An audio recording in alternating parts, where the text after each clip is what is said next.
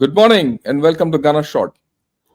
We're going to talk about the Ukraine war, where it's heading, the peace deal, the mineral deal, everything, and a lot of chaos happening. As my old friend John Helmer would say, it's a smelly porridge. Right.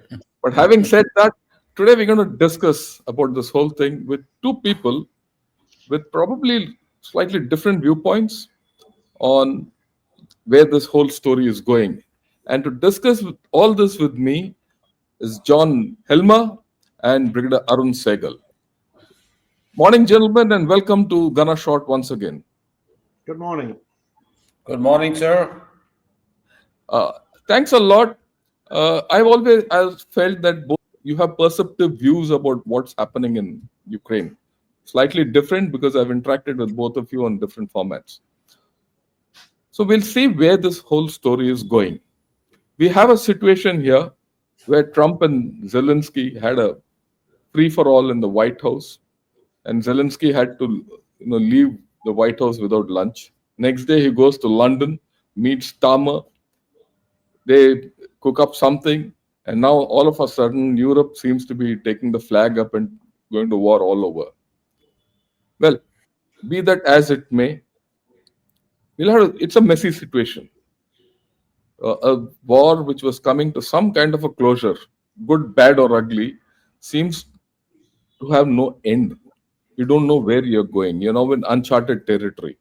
So I'd like to get each one's view initially as to where this whole story is headed. John, we'll start with you first, please. All yours.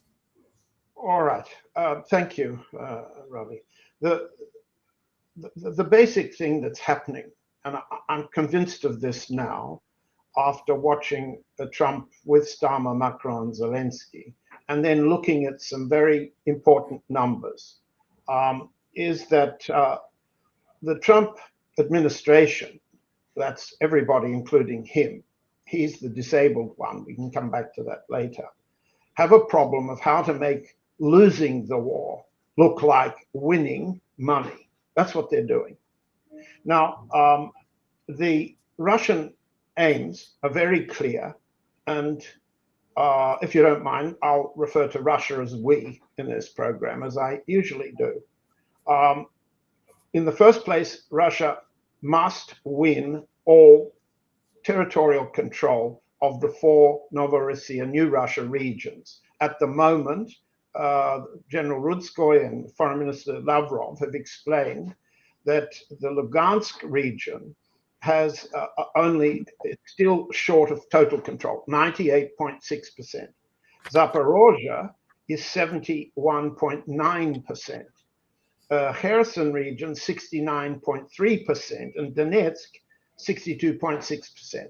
Now, look at those numbers. There's a considerable amount of territory still to be won to bring Russia to the westernmost border of Russia. And I'm leaving out Odessa, but Crimea is fully under control, of course. These are Russian, and they're not going to be negotiated away. On the other hand, my sources in the last few days convinced me that the Russian general staff have decided, along with President Putin, of course, there will be no fighting for cities. None. No fighting. That means Pokrovsk will stay in nominal Ukrainian occupation. There will be no repeat of the Battle of Mariupol, no repeat of the Battle of Bakhmut. There are several reasons for this, but one of which is to conserve Russian casualties and to simply avoid maneuver around the cities, cut off the Ukrainians, and either squeeze them to death or force them to surrender. That also applies to the force that's remaining in Kursk region. Now, what we've had is a display of Donald Trump purporting to represent a deal, a transactional outcome to the war. And you very well described it, General, as an absence of strategy. But it's not. This is how I see the strategy of the Americans versus the Russians, who are winning, advancing to the west, proposing to install a demilitarized zone, and then crush the Ukrainian fascists, the Russia haters, the race haters, the people who aligned with Adolf Hitler the last time around. On the way to that, what can Trump do? Two things. He must make it look as if he's won a good deal, his word, for his constituency, for himself, and for the United States. By deal, he means money. That's all. As we've described, he has very little capability to understand or read words, but he's very clear about counting. In this situation, there's an old-fashioned American word for what he's doing. It's called hustle. That's the attempt to put such pressure on other people as to either divert their attention while you pick their pocket, or to force them to hand over what they would otherwise not hand over to you. It's a form of extortion. You could call it larceny or fraud. And in fact, what Trump's saying is a grand larceny. He said repeatedly last week, you remember, we've put in $350 billion and got nothing back. This is a grand lie. And I'll shortly, early this morning, Moscow time, put out a piece explaining to listeners and viewers exactly how to do the arithmetic. It comes not from Europe. It doesn't come from anywhere but the Inspector General of the United States for the Ukraine operation, a special Inspector General who has been doing quarterly audits and investigations. And what's clear is that this 350 number is nonsense. What there was an appropriation, that's the legal term for voting money, of approximately, I'm looking down to look at my papers, $183 billion. That's nowhere near 350. But when you look very carefully at this 183 appropriation, and I've been an officer of the United States Office of Management and Budget. So this is budget money. This is money talking. This is the way the American budget is written. The difference between an appropriation and a disbursement can be huge. In other words, you vote the money, but you don't hand it out. Now, what's happening, and what's clear from this report issued a few days ago, February the 11th, is that most of the 183 billion has been appropriated, but not dispersed, for replenishment of US defense military stocks, principally the Army stocks, which means that the US defense contractors who were paid to deliver the first time round will get paid the second time round to redeliver. Second, an equal sized tranche of this appropriation is to pay not for US occupation or troops or operations in the Ukraine, but for all over Eastern Europe. All over Eastern Europe. They're calling that the assistance to Ukraine. It isn't. And there are some other monies, but I'll skip the arithmetic and I'll skip the numbers, because basically what you have is a complete misrepresentation of how much the US is exposed to the Ukraine in order to make it look as if the US wants peace and is ready to extract its, as it were, peace dividend, when this isn't what's happening at all. What's happening is that on the one hand, it's clear to me Starmer doesn't want peace, not on any terms, but can't afford to continue war without the US military support and without the US financial support.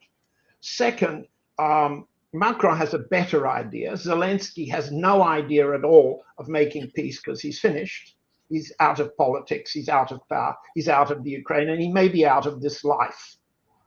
So there's a financial liability to them all, to these allies, if there's peace. Here's what it is. The US, the Russian side is not only clear on what the end of war terms should be, capitulation, border definition, demilitarized zone, and so forth. They've got to be clear on the return of $300 billion worth of state assets which were confiscated. That money is sitting in Europe and in Japan and a few other places and must be returned. It was illegally confiscated, but it's being used by the Europeans and the Americans to pay back Ukraine's liability to them. Can you believe this? Who believes this? It's not being discussed. But I found it this morning in the latest IMF staff report, a chart. I'll put it all up on Dances with Bears in an hour or two. The problem for peace is a problem for not so much for the Ukraine, because it will default on a 50 billion loan debt. It's called ERA, Europe's Accelerated Allocation. I've forgotten what ERA stands for, but that's what it's essentially a form of lending money that doesn't belong to you, lending Russian money, the interest earned on this confiscated money. If there's a war settlement, that'll disappear. Russia gets its money back, Ukraine's bankrupt, and the British, the Europeans, and the Americans are in the hole for $50 billion. Now, that's going to look rather bad for Donald Trump. So instead, he's come up with a formula for mineral resource exploitation, which he offers to the public, which he stages this confrontation with Zelensky to make it look as if he's a tough bargainer for a payback for the United States. That's all nonsense. So where are we now? We've got a bunch of European allies sitting in Lancaster House who don't really want peace because of the financial liabilities to themselves and their incapacity in military terms to go on fighting. On the other side of the pond, in the US, you have a president severely cognitively handicapped who keeps repeating the same numbers, which are false, in order to make the PR that he's winning, not losing this war. Fine. I get your point. You feel Russia is winning. Yes. Yes, Ukraine has definitely lost it. Okay. And Yes. Europe and USA don't know where to go, and they're making a issue out of it as if they're going to win the war. Yes. Yeah, that's the way it is. The logic is fine, everything. Brigadier Sahgal, sir, where do you see this whole thing going from a different perspective altogether? Because we have discussed this earlier. John, wonderful remarks. I mean, I'm generally, I understand where you are coming from and I understand what the numbers are. But let me take a broader geopolitical context of this whole issue. There are three things at play. The United States intention, right, wrong, indifferent, of somehow stopping the war for various reasons which you have outlined. The Russians are not territorially satisfied, as you put it, because there is a huge amount of territorial control they're still wanting to see for total control of the eastern part of Ukraine. And the Europeans were sitting pretty till now on the piggybacking the Americans for various reasons, suddenly find them fallen on the ground, literally speaking. So the issues are, on what basis can there be a ceasefire, or like my Russian friends tell me, is total agreement? What are the conditions for agreement under which we can go through with this? The money is an issue which will always be there, but the money is not the criteria. The money, broader criteria from my perspective, is the geostrategic construct. A couple of fundamental points from my perspective. Firstly, this whole issue of Russian threat to Europe is a bogey, Yes. an absolute bogey. There is no European, Russians do not have the capacity, capability, blah, blah, blah, of undertaking the kind of offensive they undertook in Second World War. It's no longer there. It's no. Number two is the fact is that it has to be a give and take piece. And the piece will have to have two, three elements. One of is to freeze the line, whichever line which they have to come up to. And then they have to put some boots on the ground. And the way I look at it, it is never going to be only the European boots on the ground. It will have to be a multilateral force with large number of countries, including European countries as well as Asian countries and some other countries taking part in that kind of a setup, which will be acceptable, may not be the Chinese. Number three, the issue is of what does the Americans want. From my perspective, the Americans are pushing the agenda from two perspectives. One is they are pushing the agenda for the Europeans to get off the high horse and start looking in realistic terms. What does this continuing war, which is in third year, now going into the fourth year, means over a long time period for the security, stability, and even economic viability of Europe? Number two, the Americans also, this president particularly, also feels that Americans cannot carry on the can for this war for too long. Whatever might we talk in numbers, but the fact of the matter is, the perceptions of American power and influence, their physical presence in the region, the physical presence of extended deterrence, are all viable factors which ensure a certain degree of credibility to the American influence. A, B, also a restraining influence on the Russians to go beyond a certain point which they will not go. What is this war all about? The war all about is the fact is that the Russians want to secure their western borders and do not want the extension of NATO to take place. To that extent, if the Americans are insisting that no NATO membership for Ukraine, I think that's a fair deal.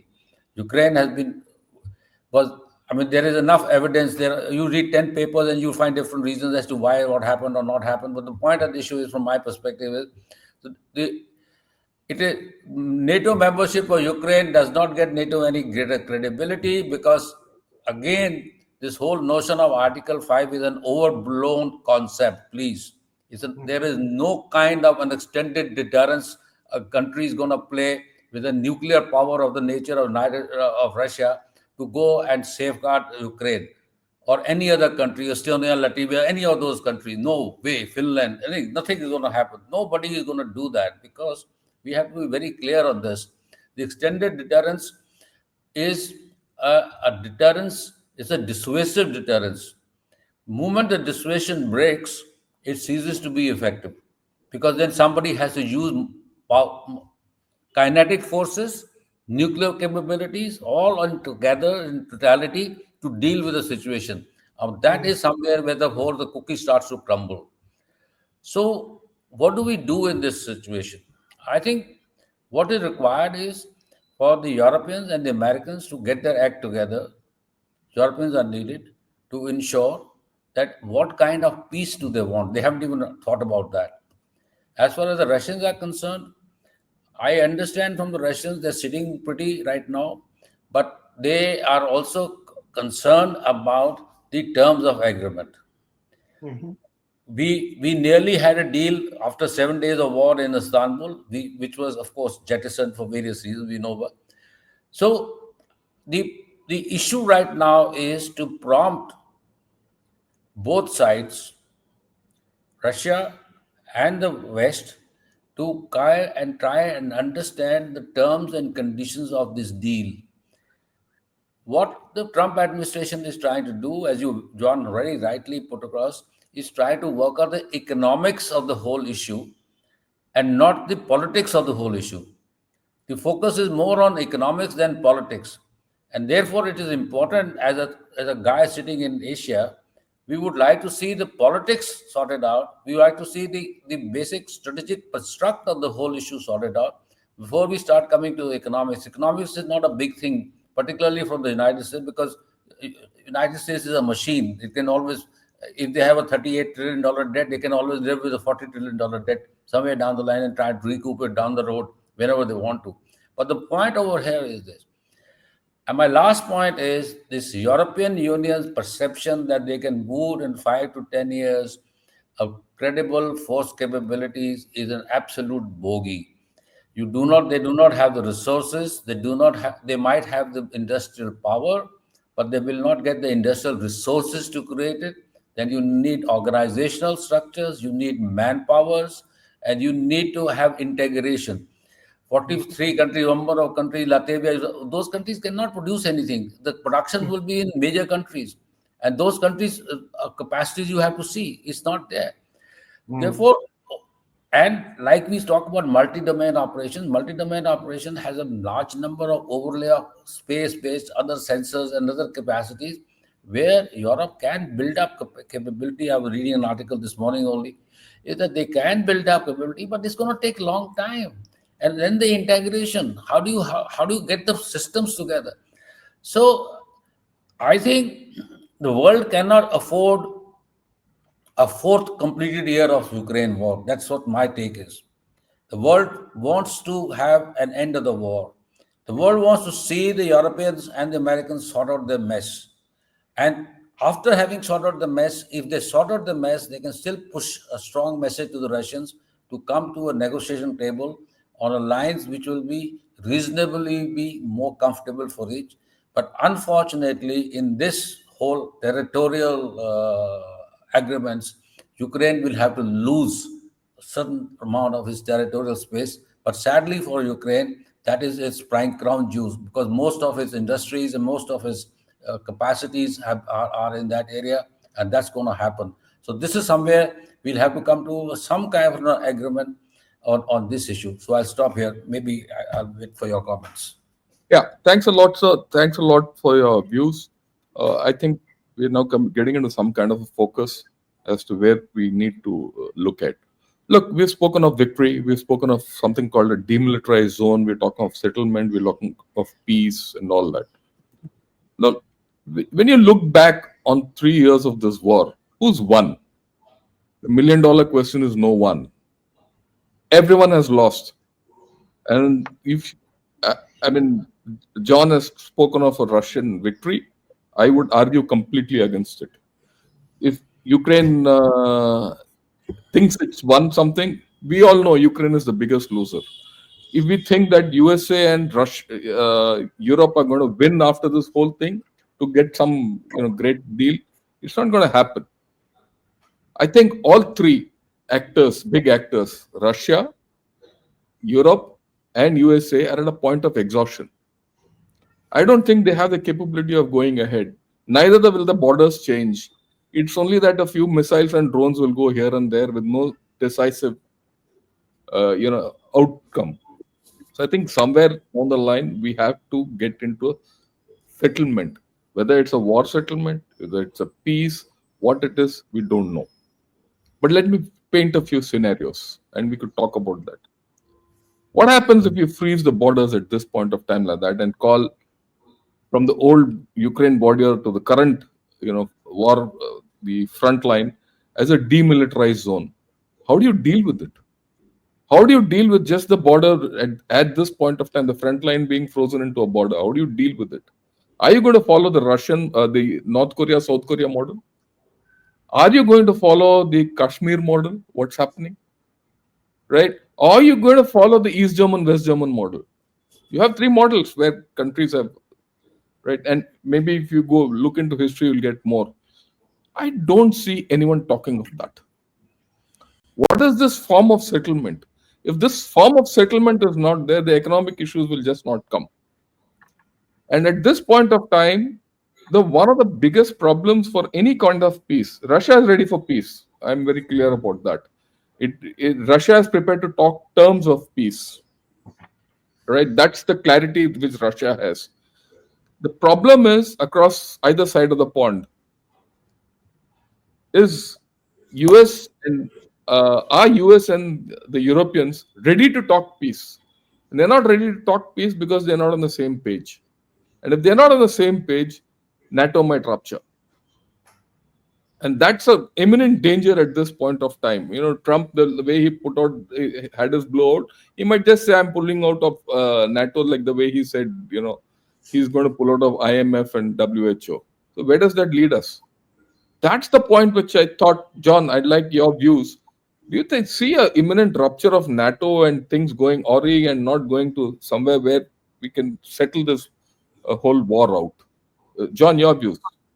Um, well, to repeat something that you and I discussed in our last program, the Russian framework for political security settlement was tabled in two pacts in December of 2021, and in that those pacts, essentially what was offered by the Russian side was a rollback of weapons that threaten Russia from a strategic point of view, nuclear weapons, to the borders of NATO in 1997. That means That did not mean the rollback of NATO to 1997, which would leave Poland, the Balts, Bulgaria, most of Eastern Europe out of NATO, certainly Sweden and Finland. No, it meant the withdrawal of existential danger and risk to Russia from that NATO creep forward. Okay, and that remains the security framework or architecture which the Russian side will be based on. Second, politically,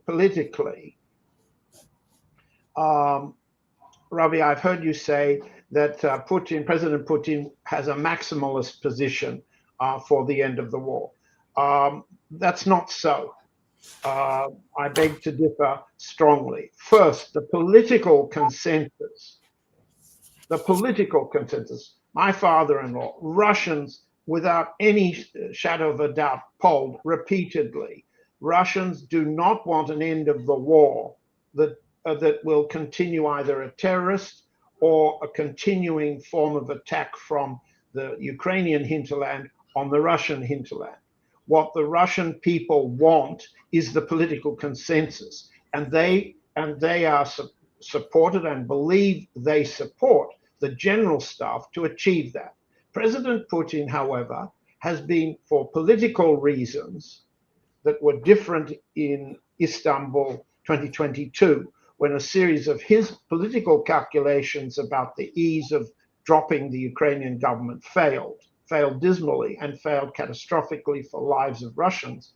The political view of the president has been different, and he's been the least committed to maximal positions. His succession, which is what politicians are always concerned about, though President Putin has until 2030 in the present term, and then has an option for another term. The succession is always underway in all countries, in all polities. The Russian view is that the four regions, Kherson, Donetsk, Zaporozhye, and Lugansk, must be Russian to their borders, their old borders. That means that the demilitarized zone would start at that western line and extend westward. Now, you made a very good point, and so did Arun, that the Russians have no interest, no capacity, no desire to extend further in a military sense. Why should they? The country prospers by keeping Germany busy eating Russian gas and heating their bums on chairs and absorbing Russian metals, unfinished steel for the Germans to turn into motor cars and what have you. It's much more profitable. It's much more prosperous for everybody if Russia stays behind the line.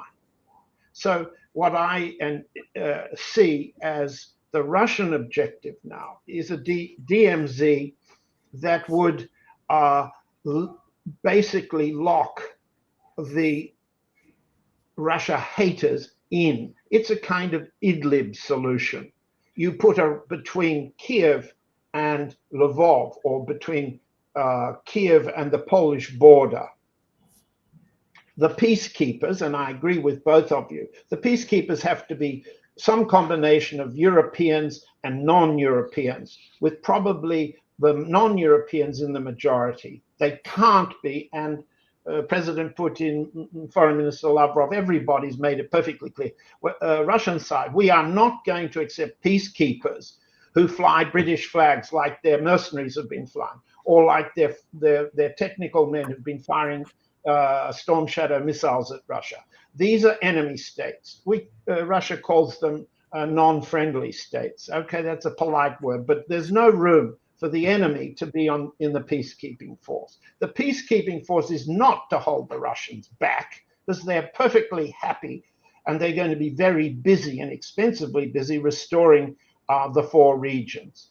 Russia wants a prosperous Europe based on a resumption of trade, and that's basically threatening to the US imperial occupation of Germany, because a German-Russian partnership, which is most wanted by Eastern Germany and possibly by Eastern Poland, that would support the security framework. But we've talked before about some sort of weather vane measures.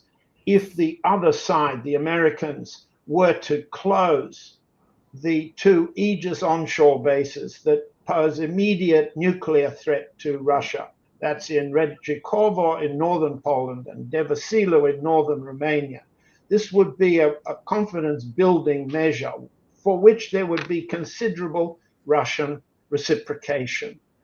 But I think that the outcome is hard to describe as a DMZ. It's easier to describe as locking the bad guys in Idlib and making sure they can't break out. But you're quite right, Ravi. You've said this, you're buying yourself a long period of terrorism and internal insurgency. The war that began against Russia immediately after World War II in 1945 had, you remember, Project Gladio. Project Gladio was installing these basically German-style fascists committed to killing Russians, preparing them to operate in Ukraine and wherever they could be to continue the fight against Russia, while the bigger powers worked out some form of Cold War, hot war accommodation and pressure on the Soviet Union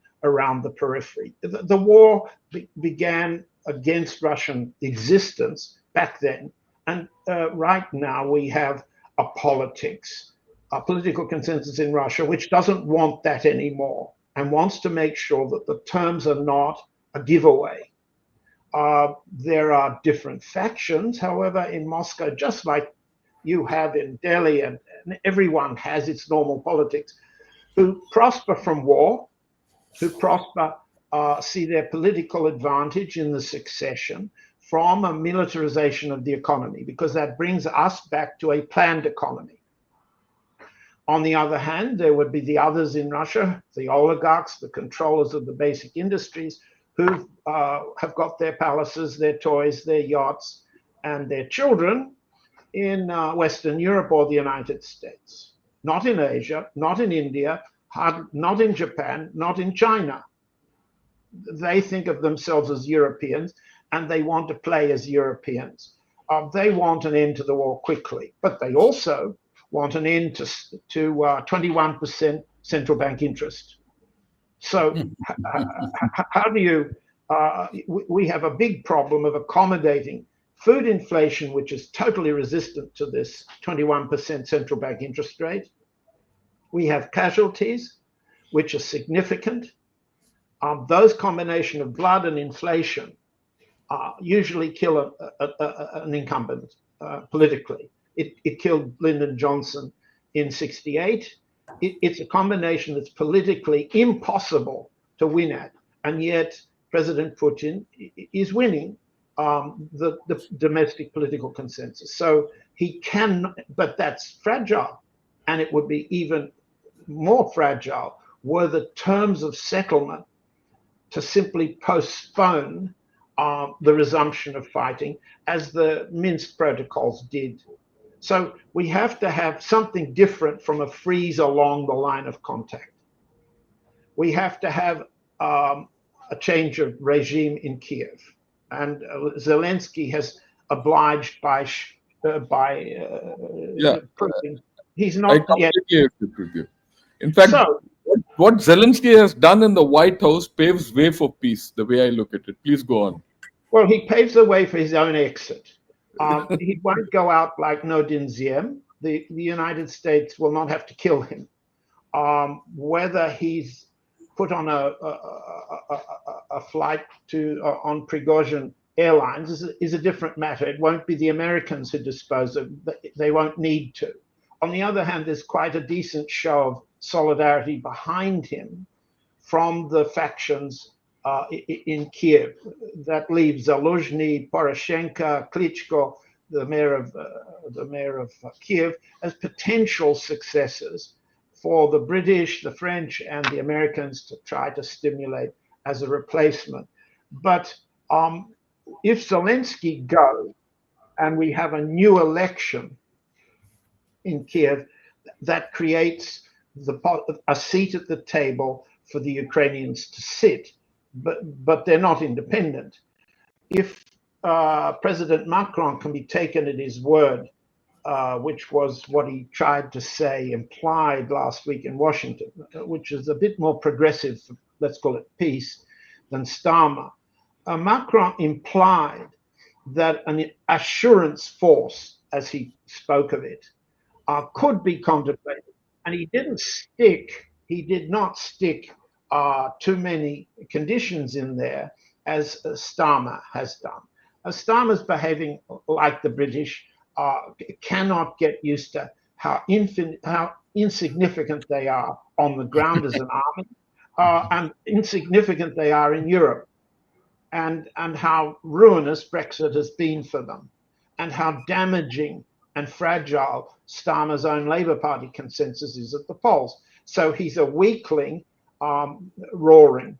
Okay, we're used to the British doing that since 45, but now there's Starmer. Macron's idea is potentially more amenable to Trump. They touched each other. There's an obvious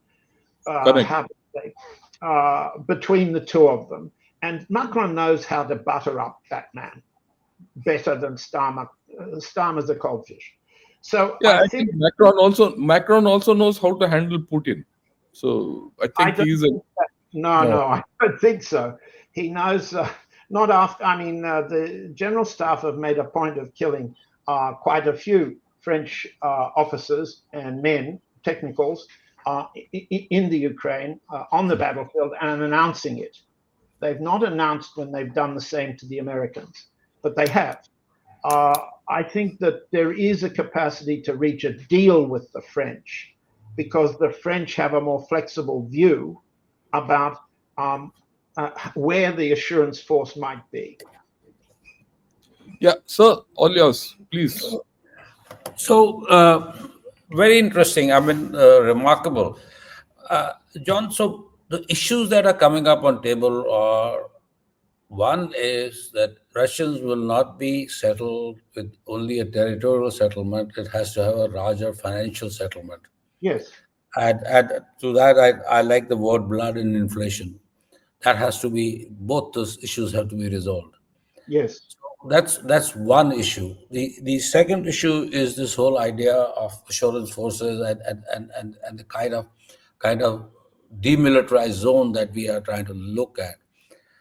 So, what is it? And the assurances of nuclear weapons that if you withdraw from both Poland and Romania, and so that takes care of their existential threat. So fundamentally, we are coming around to some kind of discussion points, right? Or no? I mean, these are the issues that can be on the table, that can be discussed.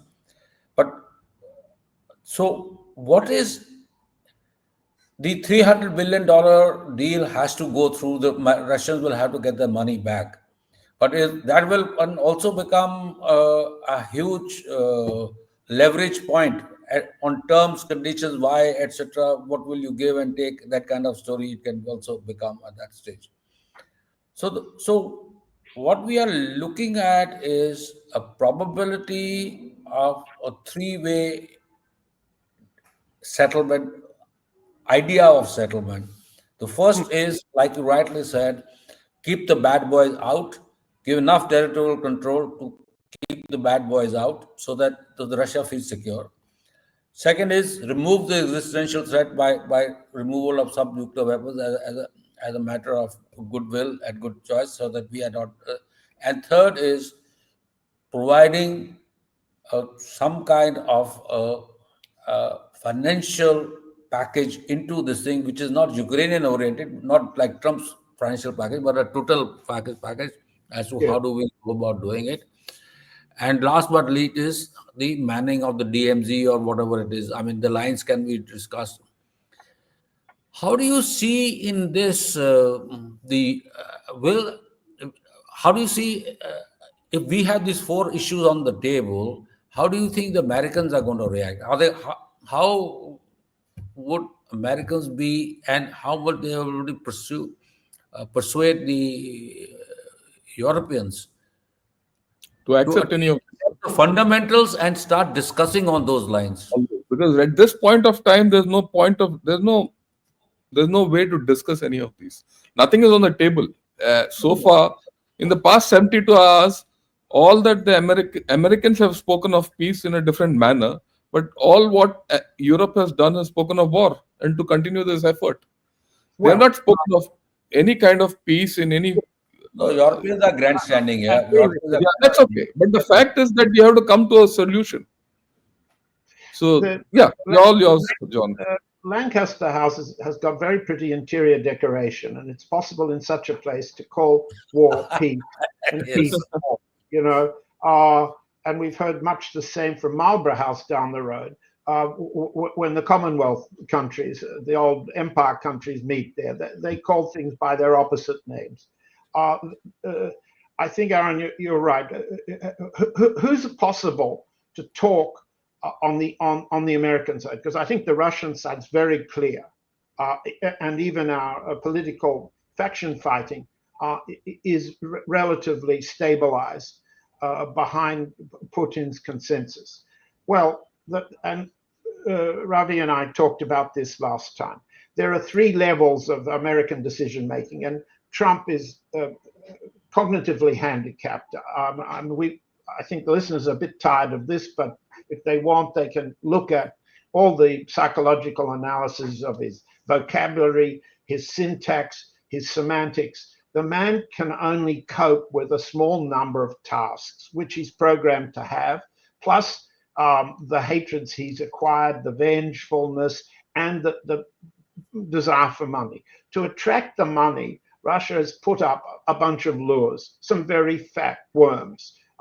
We have a special emissary for worms, Kirill Dmitriev, the head of the Russian Wealth Fund, whose job it is to negotiate with the American oligarchs, the businessmen, in the belief that if they see the money about to be handed to them from Russia, they will persuade Trump it's a good deal, and he and his family will profit. That's a calculation that I think, and we talked about it before, is primitive. It doesn't work in the United States the way people outside the United States think of it. That leaves underneath them this bunch of white racists I call the Confederates, Hegseth at the Pentagon, Rubio at State, Waltz at National Security Council, and so on. They will fight each other. I don't believe Tulsi Gabbard at the head of the intelligence community will be able to resolve fights like that. Underneath them are a bunch of people I've identified in writing by name who are committed Russia war fighters, China war fighters. They're imperial fighters. That's what they do. That's what they're committed to. And I don't see them as significant negotiators. What Russia's trying to do, and what its second round of meetings in Istanbul or Ankara in the last days was intending to do, was create the table. Istanbul. Thank you. To create a table, to create a basis for professionals at the middle level, assistant secretary level, to talk, to formulate agendas, go through the issues, find out where one can press one's view, where's the possibility of compromise, a mediation formula. Fine, that's what they're trying to do. The problem is very simple. The State Department, with whom Lavrov's ministry is negotiating, is only one of, and not the most powerful organ on the American side. So the Russian side has two channels. There's the money for worms negotiation between Dmitriev on one side and Vitkov on the other. We have the State Department's diplomats, who that would be a second channel. I see no real capability for the intelligence agencies to talk. So to do things as big as we're talking about, very difficult, very difficult. And so long as the British play perfidious Albion and spoil in order to advance themselves, in order to cover everything with the only thing that they can fight with, which is deception operations, propaganda, lying, they're good at that. I've just done a book called Long Live Novichok, the British poison that fooled the world. They're good at fooling the world with words. They can't fight anymore. They aren't that sort of power anymore. I don't frankly feel optimistic that having built the table for negotiations on the business side, which ultimately involves reducing sanctions, and therefore would allow the 300 billion to be released, or on the that would be easier to negotiate. It really would, because money for deals there's a huge agenda of them, because there are a very large amount of American, European companies exited from Russia and would come back. That would be the easier part. If the three of us were trying to program this for head of government, we'd concentrate on what's easy first. Second, what's difficult, well, we'd probably hand that to your Minister Shankar, because he's clever and he can keep the talking going and make it look progressive, as is Mr. Lavrov. But I don't see practically how that gets very far towards the settlement. At the same time, the general staff are very busy taking the daylight and the night lights out of the Ukraine along the line of contact. And so they're taking out all the targets that would represent the threat, leaving the demilitarized zone potentially empty of drone factories and installations and that sort of thing, which would be offensive and in a post-settlement territorial arrangement. So I don't. Is it imaginable that there'd be a military committee? Well, I suppose there could be. The problem is that President Trump has just put in a special forces cutthroat to be chairman of the Joint Chiefs of Staff. Lieutenant General retired Kane is not a serious strategist. Special forces rarely are, but you know that. You chaps know that better than me. Yes. They live off cutting throats in small encounters, and they've risen to the commands of lots of armies in the world. Australia's one of them, Canada's another, and now Trump has put a Spetsnaz general in charge of the Joint Chiefs. So this is a negative development, on top of which they've insulted Air Force General Brown, who might very well have been capable of coming to committee with the Russian generals. So I'm a bit pessimistic on the military side. Could a military committee work? I can't quite see it. All right, fine. So you outlined the problems. On one hand, the financial and the trade kind of a deal might go through, and military and the political side seems quite hazy. I do agree with you on that score. But at some point of time, I think they have to go to a deal. So, Arun Sahgal, sir, would you like to think that India can help in this entire business out? Right from pushing these people into some kind of a deal, or and then may having a role in the You once the know, DMZ comes in. see, I think John has very rightly said the internal Contradiction. discourse being in United States being very, dissipated. I mean, there is no congruence anywhere. There are too many centers of power centers, and they don't align themselves. In fact, they just started to work together. It's too early days for them even to get their ideas sorted out, and their all ideas are again sometime when I listen to the statement made by senior ministers from the United States, it looks like they're just like being the Chinese. Everything has to be said, Mr. Trump, Mr. Trump, Mr. Trump. I mean, you have to say in every Yes, statement what a great person Mr. Trump is. I mean, this is an autocratic ruler's behavior, country behavior. You don't do these things in a democratic world. You state your point. But this is what it is being done. And under the circumstances, I do not think the United States at this point in time can put together a coherent strategy to deal with the 4 or 5 interesting issues, if I may say, and a lot of this thing to John. And I think we have come to this. At least if we had nothing, a framework of what ought to be, could be a probably an agreement or arrangement to deal with this whole issue. But the problem now we are now facing is this, is there are far too many spoilers, lack of coherence in the policy making in the main establishment, that is in Washington, D.C. and around. And in the European capitals, the borough that they believe that they can continue with this kind of a war in which they are hardly invested, and they believe that they must get a better deal without getting into the seriousness of how to resolve the issue on the lines that we have outlined. So I see the old. I like to know. I mean, I was just wondering: is there a role for China to play in this? India can play a role. India can play a role only in trying to get the parties together. But I don't think the way the situation right now is, we have the political capital to to to bridge the gap between the Europeans and the Americans. That will have to be done within themselves, I'm afraid.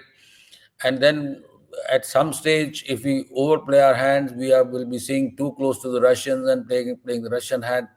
I just recall that in June last year, when I had come back from Russia, from the United States, uh, we wrote a little piece, and I said that whether it was said or not, the Russia perception was strongest in the minds of this thing, that India is getting too close to Russia, and India needs to be leashed because of its actions. So that was a permanent. I mean, Russia was on the top of everybody's agenda at the political level when whom we met, because they felt that that India was getting too close, and this was destabilizing from their political perspective. But Well, so I there think is. you're right, and I think we are all agreed. And I think that from what I understand of Mr. Jaishankar's meetings with Mr. Lavrov in Joburg, and as preparatory for Mr. Putin's possible visit to Delhi to talk with Mr. Modi next month. So in April, Yes, May, something like that. It's not yeah, clear. it was April or May. That was the 2 days. The agreement is that India will step back, will not try to take any kind of intermediation role, and I believe it's the same with China. Uh, as we've discussed, I mean, Russia has had a job since the collapse of the Syrian regime it supported to convince Mr. Modi, to convince President Xi, and so forth, that Russian commitments strategically uh, are to be relied on. Russia's had a problem of holding its friends. So for the time being, I should think there'd be no strain between Russia-China and Russia-India, and I'm sure your Prime Minister having come back with a much more successful meeting with Trump than his European followers, and even engaged with Elon Musk, his children, his mistresses, and his other camp followers. Nobody's better informed at what that all means in Washington, which wasn't so visible on camera, and may have been much more visible to the Indian delegation when the camera stopped. The role that Musk plays is quite extraordinary. And I'm sure Mr. Modi has a view of that that will be very interesting. But basically, India and China will step back. China's got its 10-point peace plan on the table for more than a year. It's a set of principles that are perfectly reasonable, but obviously they don't constitute a negotiating framework. And India has tried to mediate and balance. I think the best thing is to keep quiet and just see how things go. Neither Beijing nor Delhi would be appropriate, let's say, for another round of talks. And the problem we just all agreed on is that if you have committees or working groups, let's call them working groups, military, war ending, economic, and so forth, it stands to reason the easiest place from a non-committing ideological sense is where they've been using Saudi Arabia, Dubai, or Istanbul, or somewhere like that. I don't think they're going to go to Budapest. There might be a role for Hungarians, but in a peacekeeping force. But the Hungarian peacekeepers want to be in Transcarpathia. They want to protect the Hungarian-speaking population, which has been decimated by Kiev. They'll protect them. The Poles don't want to engage in a peacekeeping force because they know there's a terrorism element in and around Lvov, as there was in 39 to 43. And they don't want to engage with Ukrainian terrorists who hate Poles. So I understand why the Poles are out. That leaves, the Vietnamese. There are a lot of people who qualify for such a force, who are quite competent, who are good at fighting, who are good at anti-terrorism too. But I don't see. We keep coming up with some obstacles for getting those working groups together. And the diplomats get paid to simply sit and talk. So I don't think that's particularly progressive. It's progressive in the sense that there wasn't any talking at all, and each side was turning the plumbing off and the lights off in each other's embassies. That was atrocious. But I can't quite see Starmer allowing the Russian side to replace the number of people he's kicked out, or his predecessors have kicked out of London, on the basis of an invention about chemical warfare. So I'm not optimistic, but just bear in mind that if the clock's ticking and we just talk, the sides try to talk, the clock's ticking against the Ukraine. The clock is ticking on the battlefield. Yes. The clock is ticking against all the US weaponry, the Anglo-American, Anglo-French weaponry that's being destroyed and neutralized. So from a Russian point of view, if this drags on another 12 months, there won't be much left on the other side. Going at the carefully calibrated, slow pace that President Putin has told General Gerasimov to follow. So if time moves slowly, but the politics in Russia are stable, our side can sit back and watch the Americans bite each other to death. Fine. Yeah, that's. I mean, So, As of now, all they have to do is sit back and watch the television show being played on Yeah. the battlefields of And Ukraine.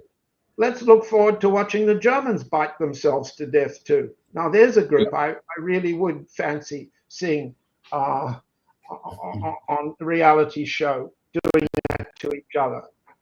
That would right. make us all I, safer in I want to Europe. make one small point. Yes, sir.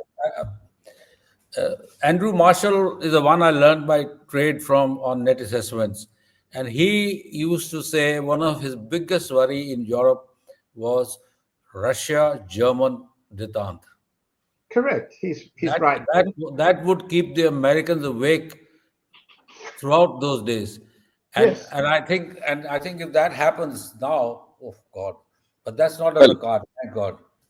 at this point of time, sir, today, for what we've discussed, I think we've come to some definition. I wouldn't say definition, some vague idea of where this whole thing has to head. Whether it'll head that way or not is a different story. That we need to talk peace, geopolitically, militarily, and economically in separate compartments, and later we'll have to put it back. In this entire story of talking with each other, the before that or during this process, or probably even after that, from my side, the Americans and the Europeans have to start thinking differently. If they don't think differently, this war is not going to end. And John has made a very strong case for the Russians to be peaceful and patient and wait it out. And as days go by, the Russian state of affairs will improve. Well, that's a point of view which many might not agree, but because there is a problem for Russia. I mean, you have to go back to the time. Russia's best bet was to finish this war in the first 1 month or 2 months, and it didn't happen. After that, they're in a situation, and whatever the situation, whatever the agreement which comes, after all, at some point of time, Russia has to make some concessions to get to a deal, and that will leave a sore in their underbelly called Ukraine, whether it is whichever shape it is. So there are problems for all, but the way to go forward is to start talking. The point which John made about dealing with the Americans, whom do you deal with? Do you deal with the Pentagon? You deal with the State Department? You deal with their commerce? Whom do you deal with? Do you deal with their businesses? Right? This is not a new problem. This has been an old problem. Whenever you look and dissect the Afghan campaign, or for that matter, the Iraq campaign, complete Iraq 1 and 2, uh, and probably 3. Look at it, and you see that within America, these departments always fought with each other and and acted at cross purposes with each other. And this is a problem which I think is now again coming to the fore. How they will muddle through this, get to these these constructs which we have spoken of, and then start dealing with Russia, and coming to some kind of a peace deal is the $1 million question. And for which there are many more questions which we will answer in the next episode. Thanks a lot, both Thank you, of sir. you, for joining me on this show. And it's been a pleasure, and we'll take this forward in our next show,